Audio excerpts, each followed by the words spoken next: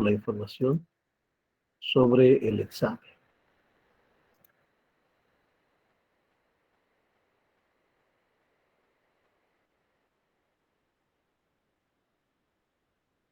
Esta es la última clase que tenemos previo al examen, al primer examen parcial, que es el próximo jueves. ¿Estamos listos con la información del parcial? Disculpen. Sí, licenciado. Sí, licenciado, muchas gracias. Quisiera saber si me escuchan, disculpen, porque no tengo ninguna respuesta de ustedes. Sí, licenciado, sí lo escuchamos. Sí, lo escuchamos, licenciado.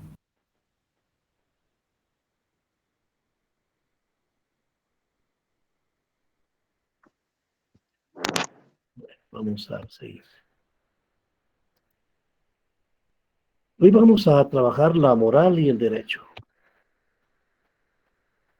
La filosofía está dividida en tres partes, ¿verdad? Tenemos la filosofía del ser, la filosofía del conocer y la filosofía del hacer.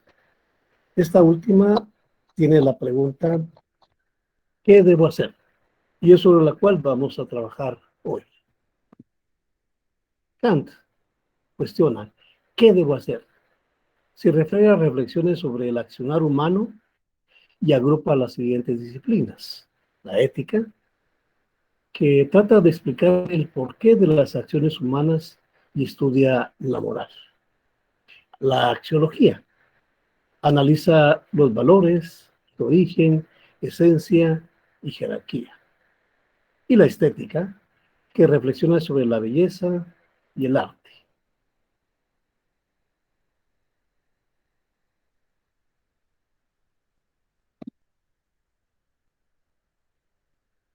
Y nos preguntamos, ¿qué son la ética y la moral? La ética es una rama de la filosofía que estudia la moral. La moral es lo que considera como buenas costumbres para vivir en sociedad y lograr una convivencia sana y equilibrada. De hecho, las sociedades desde la antigüedad han desarrollado los principios éticos, los principios morales, como una forma de sobrevivencia de las mismas sociedades.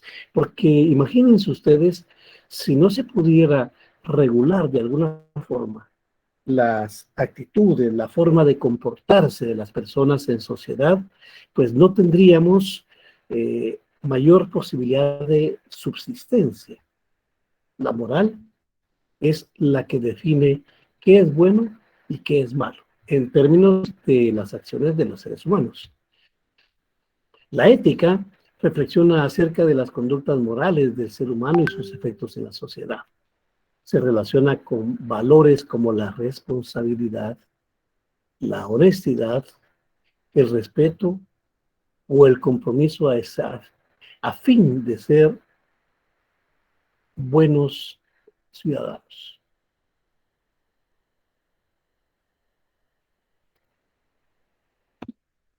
La moral es un conjunto de normas, creencias, valores y costumbres que dirigen o guían la conducta de grupos de personas en la sociedad. En el sentido contrario, tenemos lo inmoral. A veces decimos que una persona es inmoral porque está contra la moral. O decimos que es amoral porque no tiene moral. La moral es la existencia de acciones y actividades susceptibles de valoración moral. Está fundamentada en el ser humano como sujeto de actos voluntarios. Porque, veamos, la moral es un elemento ideal que tenemos nosotros en la mente. Es una idea que está en nuestro pensamiento. Y esta se llega a la práctica a través de actos voluntarios. La moral no es una cuestión obligatoria. Cada persona decide si la pone en práctica o no. La conciencia moral tiene tres funciones. La primera, distinguir entre lo bueno y lo malo. Comprende las diferentes secuencias que trae obrar de una u otra forma y permite evaluar los valores positivos que poseen otras culturas y sociedades.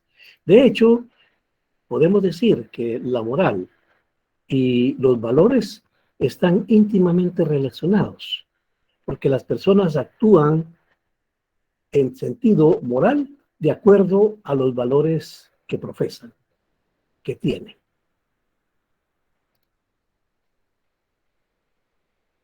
B. Orientar las acciones. El objetivo es que las acciones sean coherentes con los valores que poseen los seres humanos, lo que les explicaba, ¿verdad? No tiene ningún sentido que una persona diga, por ejemplo, que es honesta y actúa en la práctica de una manera diferente. Y tercero, autocrítica. La moral actúa como juez interno que aprueba o reprueba una acción realizada. Todos los seres humanos, ustedes, yo, tenemos la posibilidad de juzgarnos a nosotros mismos, cómo actuamos frente a las demás personas. Y de repente uno puede hacerse la autocrítica. ¿He actuado correctamente? ¿Lo he hecho positivamente? ¿Le he gritado a una persona? ¿Me he portado abusivo con alguien cuando esa persona no merecía que la tratara de esa manera? Entonces, cuando actuamos de esa manera, cuando hacemos un examen interno de nuestras acciones, es porque estamos ejecutando la función de autocrítica de nuestra conciencia moral. Por eso decimos que moral y libertad van de la mano. Una persona es libre cuando puede realizar las acciones que le permiten desarrollarse plenamente, según sus valores. Deja de ser libre cuando traiciona su moral y su escala de valores. Las sociedades han desarrollado mecanismos de control sobre sus miembros, porque otra cuestión que tenemos que visualizar es que las normas morales tienen un carácter de control social. ¿Por qué tienen característica de control social? Porque si ustedes perciben, la moral nos indica cómo debemos actuar. Si estamos actuando de forma correcta o estamos actuando de forma incorrecta. Si actuamos de forma incorrecta, quiere decir que estamos dentro de las características morales que la sociedad ha diseñado para todos sus miembros. Y eso es una especie de control, porque quien no efectúa, quien no lleva a la práctica esas reglas morales, es una persona que está al margen del grupo social.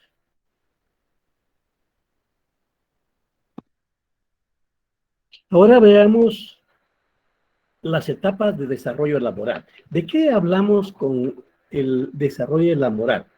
Pues vean, cuando revisamos las diferentes etapas de crecimiento de un ser humano, podemos observar que desde pequeños, cuando tenemos 5, 10 más o menos años, nuestros padres, el entorno religioso, la escuela, nos va dando idea de cuáles son las normas morales de la sociedad.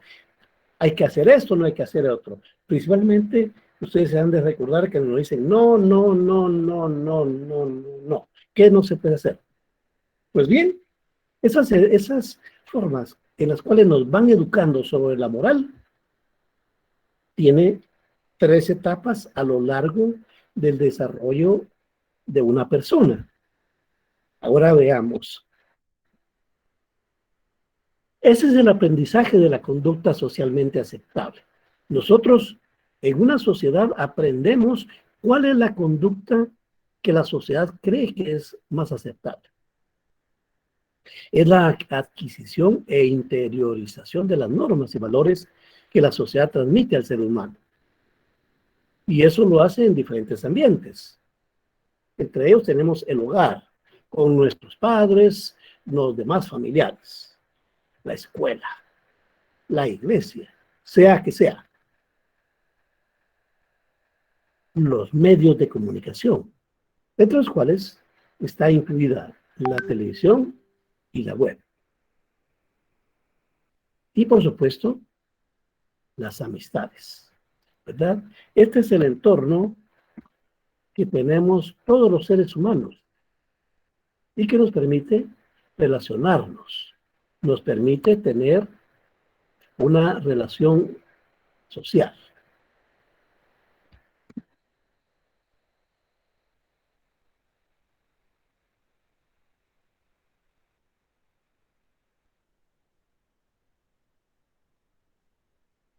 Veamos, tenemos la moral preconvencional, la moral convencional y la moral postconvencional. Estas son las etapas de desarrollo de la moral.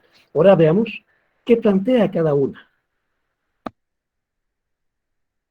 La moral preconvencional. El sujeto reconoce una autoridad y asume como válidas las normas emanadas de esa autoridad. Define como correctas sus acciones si responden a las normas. Porque esta persona es incapaz de crear las propias. Aquí estamos hablando precisamente de la infancia, de los niños. Porque normalmente un niño, por su desarrollo, en términos de conocimiento, en términos psicológicos, está aprendiendo cómo es el mundo. Las autoridades más cercanas para él son los padres. Es el maestro, son los ministros religiosos, ¿verdad? Entonces, este niño se guía por lo que dicen sus autoridades, digamos, sus superiores, las personas a las que él ve como autoridad. Pero fíjense que la moral convencional no solo está entre los niños, sino personas de cualquier edad, de 50, 60 años, a veces acuden con el sacerdote, con el pastor, con un amigo muy cercano, para poder consultarle si creen que está actuando correctamente. Eso cabe dentro de la moral preconvencional. Es la fase normal de la niñez, cuando el infante reconoce la autoridad paterna.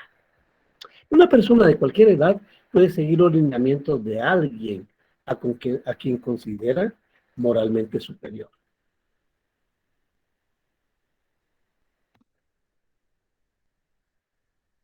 De ahí pasamos a la moral convencional. En esta etapa, el sujeto, el ser humano, se apropia de las normas que gobiernan su comunidad o grupo social. Adquiere cierta autonomía, ya que acepta cada norma después de una reflexión crítica. ¿En qué momento ocurre esta etapa? Bueno, ustedes se recordarán que cuando tenían 10, 12, 13 años, ustedes eran muy inquietos, porque es el periodo de la adolescencia. Y los adolescentes a veces se creen así como muy salsa, ¿verdad? Todo lo saben. Y entonces hay pequeños conatos de rebeldía sobre la moral, que no les gusta estar sujetos a reglas. Pero esto es pasajero. Ya después, a partir de los 20 años, empieza a desarrollarse ese tipo de moral convencional. ¿Cómo es? Bueno, la persona, digamos, de 25, 28, 30 años, empieza a dar cuenta cuáles son las normas morales de la sociedad. Las entiende y las acepta. ¿Verdad? Pero lo hace en términos racionales. Cuando la persona respeta pautas de conducta socialmente aceptada, le produce satisfacción, porque se da cuenta que estas normas morales sirven para cohesionar. ¿Qué es cohesionar? Unir, pegar a la sociedad en la cual se vive. Cumple la norma por convicción y sus actos los desarrolla en función de estos principios. El individuo también se convierte en agente transmisor de esas normas morales, a sus hijos o a sus alumnos. Porque ustedes muy bien lo saben, ¿verdad? Incluso por experiencia. A partir de los 20 años, las personas empiezan a casar y empiezan a tener hijos. Y se dan cuenta de la responsabilidad que significa crear hijos. Y cómo lograr para que estos hijos se encaucen por la senda del bien. Eso se logra a partir de inculcarles las normas morales de la sociedad. Entonces, este individuo que en la adolescencia fue rebelde, ya en la adultez se empieza a convertir en agente transmisor de esas normas morales. Y pasamos a la moral postconvencional.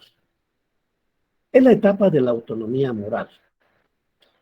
Puede comparar las normas de su comunidad con las de otros grupos o culturas. Identifica contradicciones y enjuicia normas que contravienen la dignidad humana. ¿En qué momento ocurre la moral postconvencional? Bueno, puede darse a partir de los 20, de los 30, de los 40, los 50, los 60. Los 60, 70 años. Porque es cuando el hombre o la mujer ya tienen un pensamiento más razonado, un pensamiento más maduro acerca de cómo son las reglas morales, las normas morales, ¿verdad? Y llega un momento en que empiezan a discernir si esas reglas morales son correctas o son incorrectas. Veamos un ejemplo. En sociedades conservadoras como la guatemalteca, la mujer es relegada a un plano secundario. Se considera que la mujer pues está para la cocina, ¿verdad? Para la crianza de los niños, para que se quede en el hogar, para que barra, sacuda, trapee, lava la ropa, la planche. Digamos que son sus actividades, entre comillas, naturales de la mujer. Eso es lo que nos dice la sociedad guatemalteca. Ahora, estimadas alumnas, ustedes ¿están de acuerdo con esa forma de costumbre? ¿Qué dicen?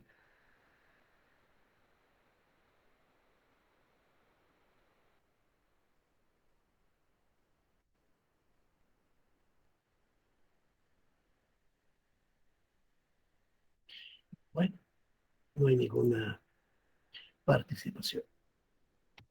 Vamos a seguir.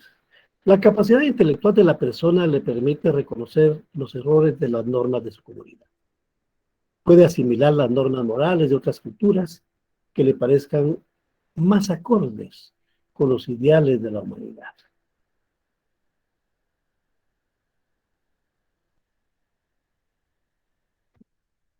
Ahora veamos cuál es la diferencia entre la moral y la ética.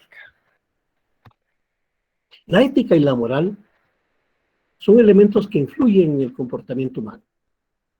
Según Kant, la moral debe reducirse a un solo mandamiento fundamental, nacido de la razón, no de la autoridad divina. En este caso, entonces, Kant nos dice que las normas morales tenemos que verlas en un sentido racional en cuanto a que las vamos a llevar a cabo porque son correctas, no porque nos lo dice la religión.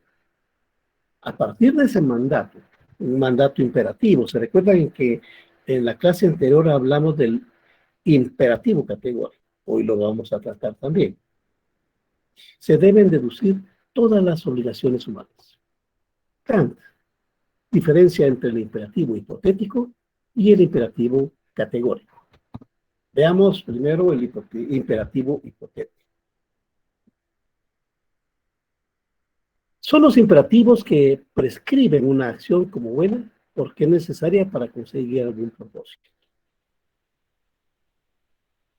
Es un principio de racionalidad práctica, porque nos dice en qué consiste actuar racionalmente. Una persona racional toma los medios para realizar sus fines. Una persona irracional, no. Por ejemplo, ayudo a los niños para obtener reconocimiento social. Entonces, cuando hablamos del imperativo hipotético, nos estamos refiriendo a las acciones que llevan a cabo algunas personas con el objetivo de lucirse socialmente, de aprovecharse de la circunstancia. Entonces no es tan ético, porque lo que le interesa no es lo que está aportando a la persona que tiene necesidad, sino ver si escala en la sociedad y que se le vea como un benefactor. Eso es el imperativo hipotético. A este imperativo se le antepone el imperativo categórico. En 1785, Kant empleó la expresión imperativo categórico por primera vez en su obra Fundamentación de la metafísica de las costumbres. Actuar de modo que lo que se hace pueda convertirse en ley universal. Y el imperativo categórico nos dice que no debemos robar, mentir, burlarse de otro, dañar. La sociedad no quiere que esas acciones sean cotidianas. La humanidad siempre debe ser el fin de las acciones y no solamente un medio para aprovechar las circunstancias. ¿Verdad? Entonces, el imperativo categórico es aquel que nos está imponiendo una obligación de cómo debemos actuar frente a los demás seres humanos. Ustedes se recordarán que vimos esta frase. Nadie, según Kant, nadie tiene derecho a instrumentalizar a ninguna persona, porque esta tiene un valor absoluto. Es un fin en sí mismo el ser humano, que no debe utilizarse como medio para otra cosa. ¿Verdad? Entonces, vemos que para Kant, no instrumentalizar a ninguna persona es un imperativo categórico, es una obligación que tienen todos los seres humanos para preservar la vida. Este imperativo exige que incondicionalmente hagamos ciertas cosas o que las dejemos de hacer, sin ninguna condición.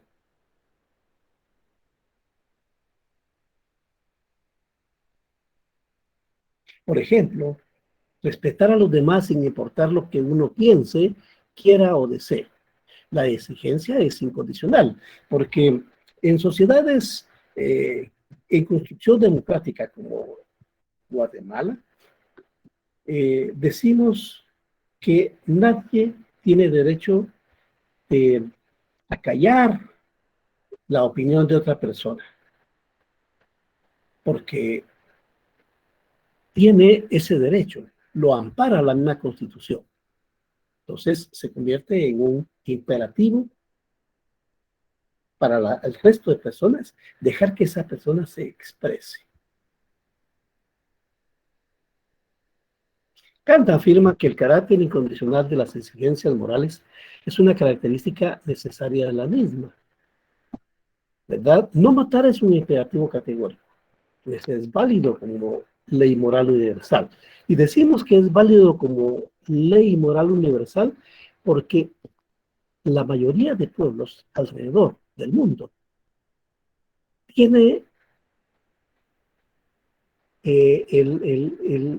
el asesinato, la muerte de una persona como algo condenable. Ven ustedes, por ejemplo, eh,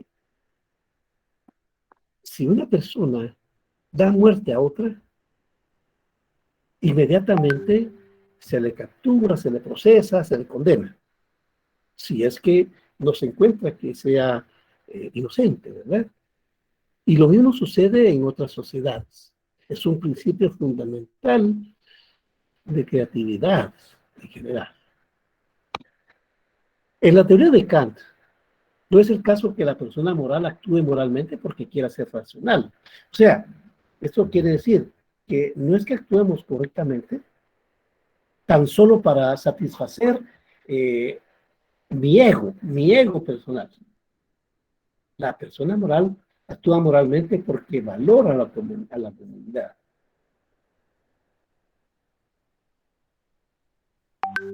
El fin o la aspiración de la persona moral no es ser racional, sino tratar a la humanidad siempre como un fin y nunca como un mero medio. Actuar por deber es actuar de tal manera que las acciones expresen el valor de la humanidad. Esa máxima debe ser una ley universal, es decir, un principio con el que actúa todo el mundo. Esta fórmula la desarrolló el Kant, ¿verdad? Porque permite ver de manera clara acerca de cómo la moralidad prohíbe el engaño y la coacción. Desde esa perspectiva, el individuo se define como el origen de las normas morales, por lo cual es un planteamiento subjetivo.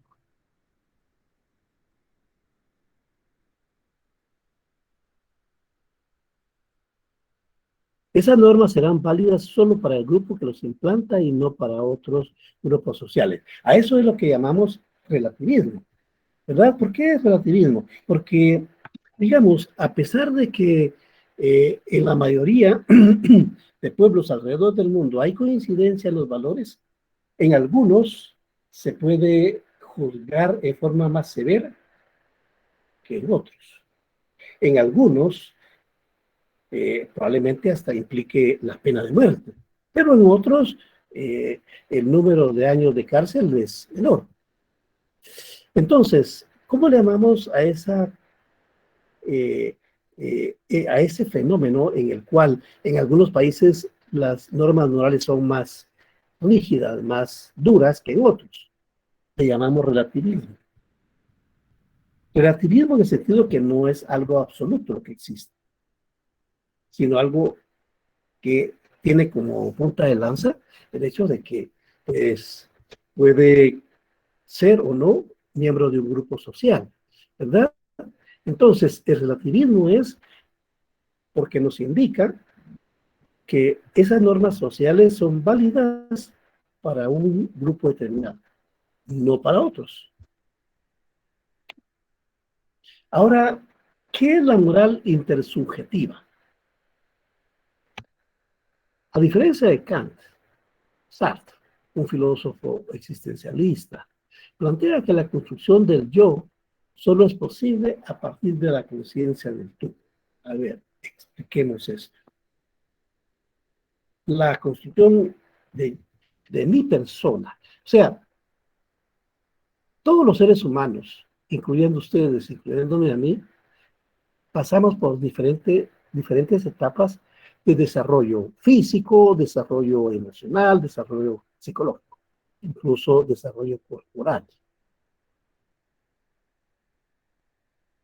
Y en algunas ocasiones es probable que tengamos conflictos con la demás gente, pero en otras ocasiones la forma en que yo me comporto va a implicar también acciones en función de las demás personas. Por eso se dice la conciencia del tú. El tú va a ser precisamente esa de otros seres humanos en una sociedad. Podemos decir, los guatemaltecos que viven en la ciudad de Guatemala. Ese es un grupo que podemos identificar como el tú. Lo bueno y malo no surge del individuo, sino de una figura de autoridad, como los padres, o sea, un contexto social. La construcción de una identidad moral subjetiva tiene su origen en la colectividad. A ver si no es así. Por ejemplo, cuando ustedes nacieron y empezaron a desarrollarse, se dieron cuenta que esas normas pues no las inventaron ustedes. Esas normas existían desde antes que ustedes nacieran. Igual en mi caso. Las normas sociales son anteriores a mí. Pero yo lo que estoy haciendo es aplicarlas. A eso es a lo que se le llama el criterio de ver a los otros, ¿verdad? La construcción de una identidad moral subjetiva tiene su origen en la colectividad. García Ruiz ve que una subjetividad, o sea, yo, ¿verdad?, en relación con otra subjetividad. Ya les he dicho que cuando hablamos de subjetividades estamos hablando de los pensamientos de diferentes personas, ¿verdad? Entonces, de esa manera dice una subjetividad, yo, en relación con otra subjetividad, yo, constituye una estructura intersubjetiva. Es la razón dialógica, intersubjetiva y comunicativa, para poder comprender el estado en que se encuentra la moral en ese momento. Ahora veamos la moral y el derecho. En la antigüedad los conceptos de moral y derecho se encontraban confundidos. La moral y el derecho se consideraban como sinónimos y estaban impregnados de ideas religiosas. ¿Por qué? Porque en última instancia, al surgimiento de elementos en una sociedad, digamos, de elementos que sean hostiles al resto de la población, que cometan crímenes como robo, asesinato. Entonces, la sociedad se da cuenta de que no bastan solo los valores para saber cómo debe actuar normalmente una persona, y se enfoca hacia el adversario principal. ¿Cuál es ese? Pues la bolsa de basura, ¿verdad? La bolsa en la cual están todos los elementos que no nos sirven, ¿verdad? En cambio, la norma moral es la que nos va a permitir a desarrollarnos en todos los aspectos. Pero nos damos cuenta que a veces hay personas que no aceptan ese normamiento moral y cometen delitos. ¿Y qué sucede entonces? En el caso de Guatemala, por ejemplo, puede ser que una empresa pueda proporcionar los elementos que necesita esa entidad, ¿verdad? Entonces, y empieza a penalizar acciones como robo, delito, porque se da cuenta que en su sociedad empiezan a proliferar esas acciones negativas. ¿Qué fue lo que pasó ahí? Bueno, empieza a tomar cuerpo el principio de la dignidad.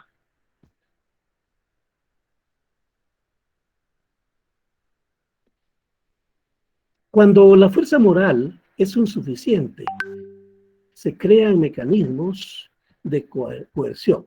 Es lo que les decía, cuando la moral, ya vemos que la moral, fíjense que ya no, la gente no hace caso. Entonces, se imponen las leyes. Se actúa en forma coercitiva, en forma obligatoria. De esa manera surgen las leyes. El carácter intersubjetivo de la moral determina que está regulada por la sociedad y se expresa a través de normas. O sea, regulada por la sociedad implica que es un fenómeno de carácter social, que no involucra a un número pequeño de sacerdotes. De esa manera surgen las leyes. Surge como una necesidad apremiante de poner un orden, de poner un alto a los desmanes. El carácter intersubjetivo de la moral determina que está regulada por sociedades, por la sociedad y se expresa a través de normas. De esa manera surgen las leyes, ¿verdad? Habermas señala que la moral y el derecho son instituciones racionales de convivencia. Por eso se confunden ambas, ¿verdad? Se confunde la norma moral con la ley. Ahora veamos cuáles son las características comunes que tienen la moral y el derecho. Bueno, la primera es que crean normas para orientar la conducta individual o institucional. Tanto la moral crea normas de comportamiento como la ley crea leyes, disposiciones para regular la acción de todos los seres humanos en una colectividad.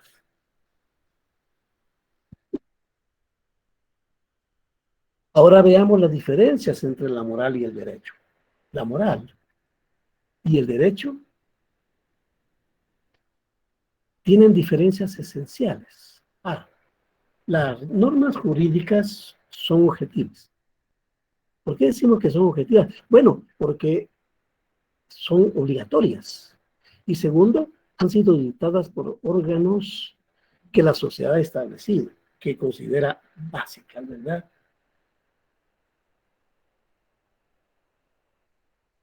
Entonces, eso es el carácter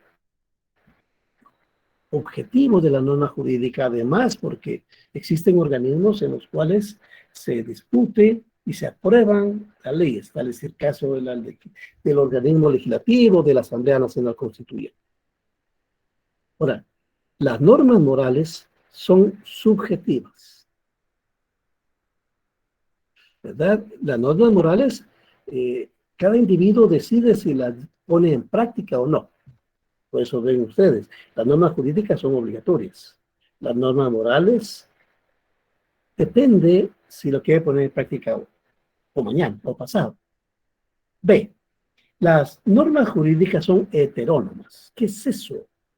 El Estado crea mecanismos para hacerlas cumplir y prevé sanciones.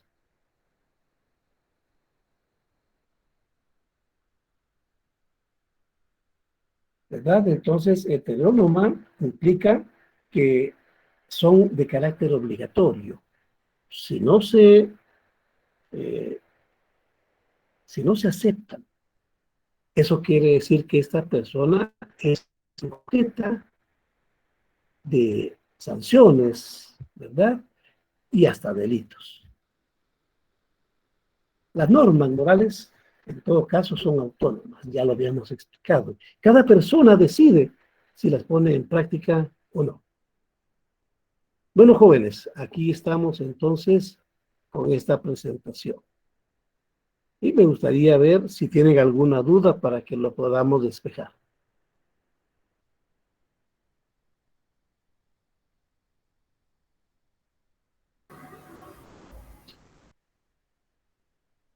¿Alguien tiene alguna duda? Si no, pues dejamos la clase acá.